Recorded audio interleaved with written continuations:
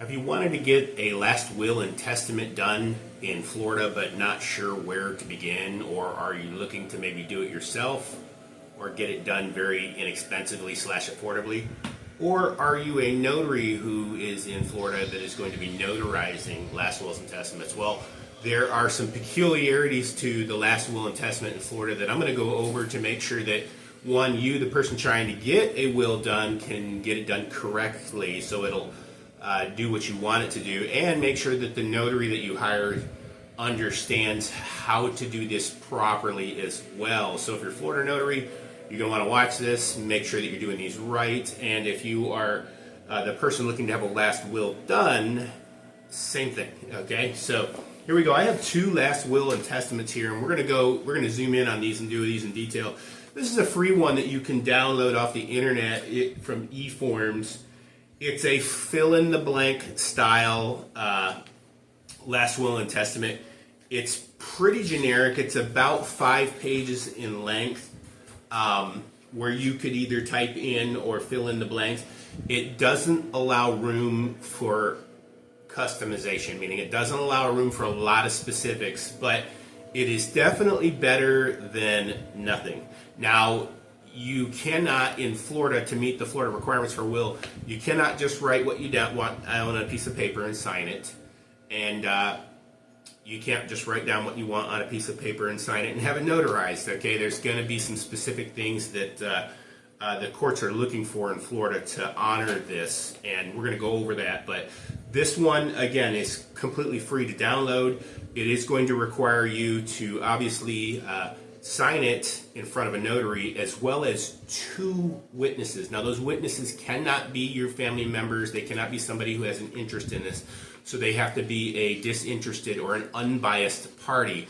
That can present a logistical challenge. That's where my company, Noble Notary and Legal Document Preparers, who also runs Noble Notary Signing Service, may be able to assist you, because we have a database of notaries and witnesses that we can send to your location, ideally at a time that's convenient for you, to bring that notary and those 2 witnesses that might have difficulty finding, even as far as to a hospital bedside. Now, you're going to want to make sure that the person signing does have proper ID, so that the notary can they can fulfill the adequate requirements of the notary to verify who they are. The same goes for the witnesses. The witnesses have to be ID'd in this specific instance too.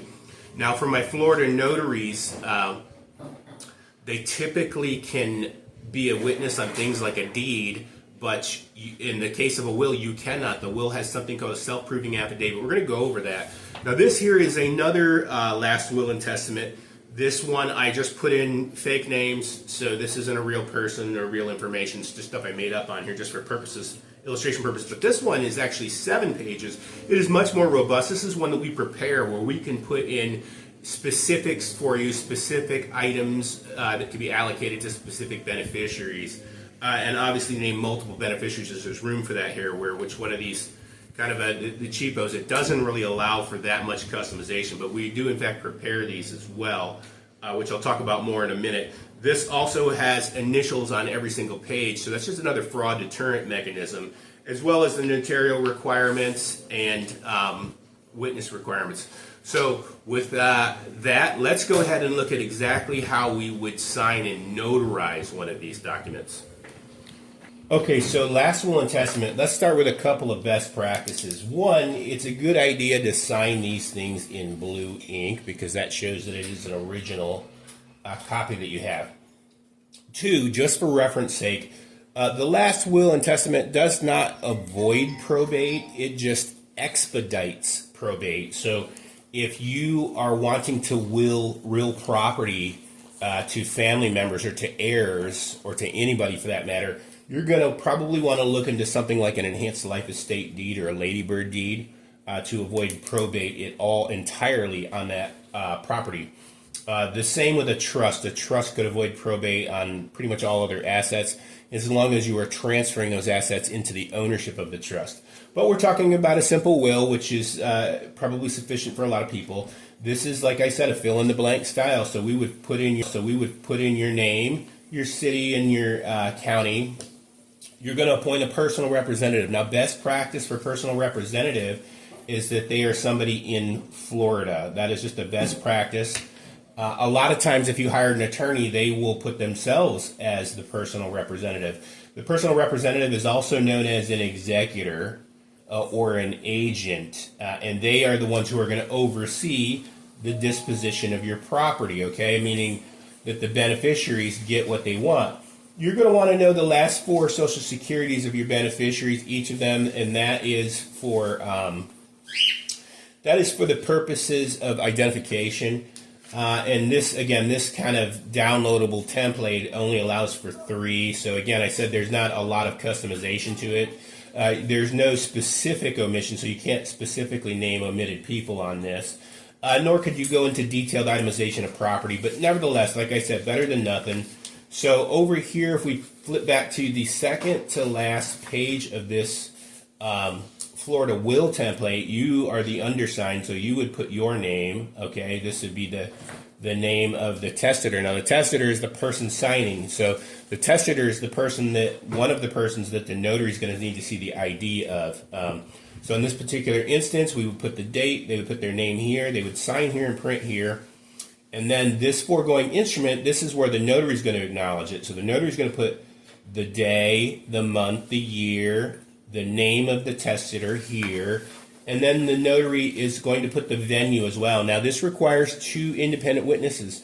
Again, in Florida, it's common for notaries to be a witness on a deed and powers of attorney in some instances, but on a will, you cannot, because the will requires what's called a self-proving affidavit. Now, if you do that as a notary inadvertently, you might get in hot water with the state, but what would definitely happen is you would find that you would have to go to that county clerk and fill out a self-proving affidavit with the clerk of court if you put your name in here. So don't do that as a notary. We want independent witnesses to both sign and write their addresses in, and then on this testimony affidavit, you are going to have, again, the testator or the person whose name is in the will, the names of the 2 witnesses, so the notary needs to see the ID of those witnesses because they are also part of the notarial certificate. Okay, so they would sign here, sign here, sign here, and then again we would date. So in this case, it's the 2nd day of April. There's only 1 L in April. That was a little faux pas there. And then of course sign, and then your commission expiration date. Now this particular form, I do see a deficit in it, and it says sworn and inscribed before me. Florida likes to have whether physically present or remote online. So that is one thing that we would need to address in this. Okay, so let's go through that one more time. This is going to be my custom templated last will and testament. And I'm going to show you one more time. It's a lot cleaner. It's a lot clearer. First of all, you as the testator don't have to put anything in because it's been put in by us. Your representatives, you, where you are.